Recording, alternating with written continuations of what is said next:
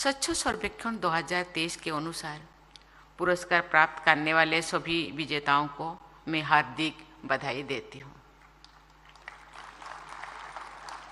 स्वच्छ Bharat mission urban को निरंतर आगे बढ़ाने के लिए केंद्र सरकार में आवासन और शहरी कार्य मंत्री श्री हरदीप सिंह पुरी जी और उनकी टीम को मैं साधुवाद देती हूँ।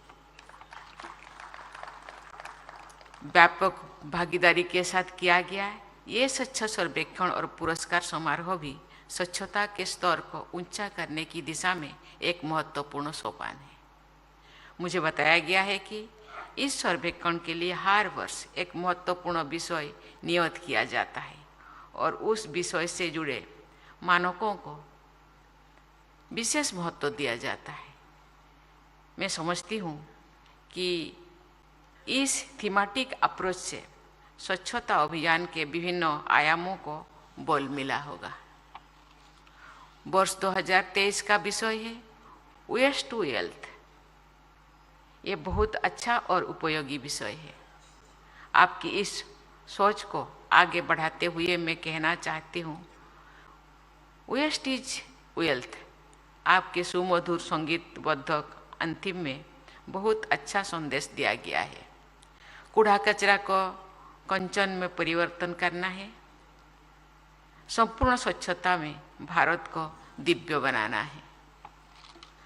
आप सब स्वच्छता से संपन्नता के मार्ग पर आगे बढ़ रहे हैं तथा स्वच्छता अभियान के द्वारा महिलाओं की आर्थिक आत्मनिर्भरता के अवसर उत्पन्न कर रहे हैं।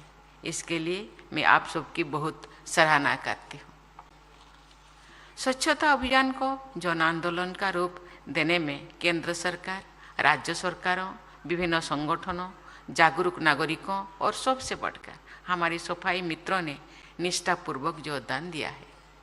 ये पूरे देश के लिए गर्व की बात है कि पिछली गांधी जयंती के एक दिन पहले यानी 1 अक्टूबर के दिन प्रधानमंत्री जी की प्रेरणा से करोड़ों देशवासियों ने स्वच्छता के लिए श्रमदान करते हुए 1 तारीख 1 घंटा एक साथ कार्यक्रम को सफल बनाया है।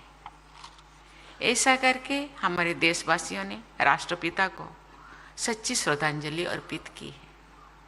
स्वच्छता के महत्व पर गांधी जी के विचार और कार्य हमारी विरासत के गौरवशाली अध्याय है। सत्य और अहिंसा के साथ गांधी जी के स्वच्छता के आदर्शों को अपने आचरण में ढालकर हम सब गांधी जी के सपनों के भारत के निर्माण में अपना योगदान दे सकते हैं। हमारे सफाई मित्रों हमारे स्वच्छता अभियान के कर्णधार रहे हैं। मैं सभी देशवासियों की ओर से सफाई मित्रों को हार्दिक धन्यवाद देती हूँ। मुझे ये जानकर संतोष हुआ है कि सफाई मित्रों की सुरक्षा, गरिमा और कल्याण को सुनिश्चित करने के लिए प्रभावी कदम उठाया जा रहा है।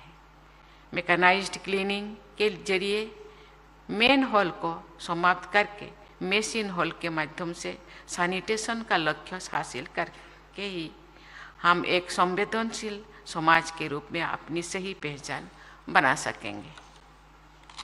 ये अत्यंत सराहनीय है कि स्वच्छ भारत मिशन के दूसरे चरण में सर्कुलरिटी इन वेस्ट मैनेजमेंट पर जोर दिया जा रहा है। अधिक से अधिक वस्तुओं को रिसाइकल और रीयूज करने की सर्कुलर इकोनॉमी की पद्धतियाँ सस्टेनेबल डेवलप के लिए सहायक सिद्ध हो रही है। वेस्ट मैनेजमेंट के क्षेत्र में भी ऐसा प्रणाली अत्यंत उपयोगी सिद्ध होगी। मुझे ये जानकर प्रसन्नता हुई है कि आप सब ने वर्ष 2024 के स्वच्छ सर्वेक्षण के लिए रिड्यूस, रीयूज एंड रिसाइकल का विषय निर्धारित किया है। यहाँ उल्लेखनीय है कि G20 की भारत की अध्यक्षता की सराहना करते हुए सभी सदस्य देशों ने resource efficiency and circular economy industry coalition की स्थापना के लिए भारत के प्रति आभार प्रकट किया है। साथ ही सभी सदस्य देशों ने पर्यावरण अनुकूल वेस्ट मैनेजमेंट और वर्ष 2030 तक वेस्ट जनरेशन में भारी कमी लाने के लिए अपनी प्रतिबद्धता व्यक्त की है। जीरो वेस्ट इनिशिएटिव्स के महत्व को सभी सदस्यों देशों ने प्राथमिकता प्रदान की है। देवियों और स्वजनों, वैल्यू फ्रॉम वेस्ट की धारणा पर गहराई से विचार करें तो जाहिर होता है कि हर चीज़ वैल्यूएबल है, कुछ भी वेस्ट नहीं है। ग्रीन वेस्ट से बायोगैस बनाने और रिफ्यूज डिराइव्ड फ्यूल से बिजली पैदा करने के पीछे यही समग्र और प्रगतिशील सोच काम करती है। वेस्ट मैनेजमेंट के क्षेत्रों में आप सबके आधुनिक विचारों और कार्यों की मैं सराहना करती हूँ। हमारे लगभग 1/3 देशवासी शहरों में रहते हैं। शहरों की स्वच्छता उनके स्वास्थ्य तथा विकास के लिए अनिवार्य है। मुझे बताया गया है कि बहुत बड़ी मात्रा में शहरी जमीन कूड़े के पहाड़ों से दबे हुए हैं। कूड़े के ऐसे पहाड़ बहुत बड़ी शहरी जनसंख्या के स्वास्थ्य के लिए भी बेहद हानिकारक है। लेकिन प्रसन्नता की बात है कि स्वच्छ भारत अभियान के तहत ऐसे डंप साइट्स समाप्त किए जा रहा है।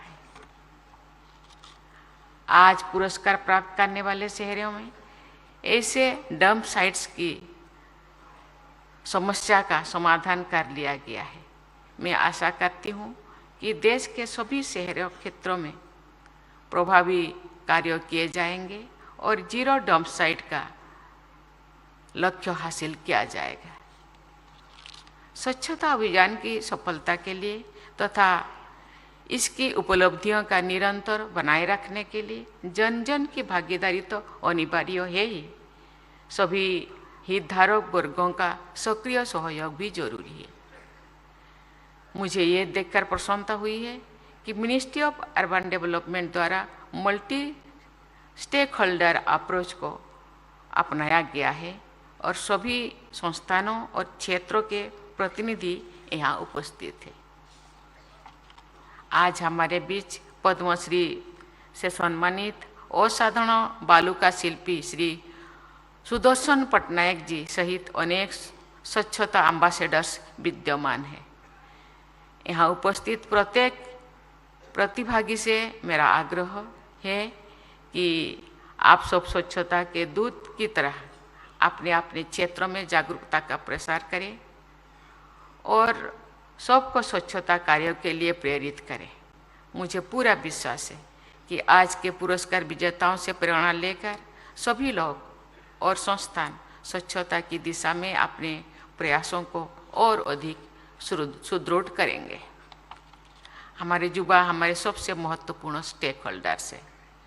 यदि हमारी युवा पीढ़ी ठान ले कि सभी शहरों को और पूरे देश को स्वच्छता रखना है तो निश्चय ही वर्ष 2047 का भारत विश्व के सर्वाधिक स्वच्छ देशों में शामिल होकर अपनी स्वाधीनता की शताब्दी मनाएंगे। मैं देश के सभी युवाओं से आग्रह करती हूँ कि वे भारत को विश्व का सबसे साफ सुथरा देश बनाने के बड़े लक्ष्यों के साथ आगे बढ़ें और स्वर्णिम भारत का निर्माण करें। मैं सभी देशवासियों की उज्जवल भविष्य की मंगल कामना करती हूँ।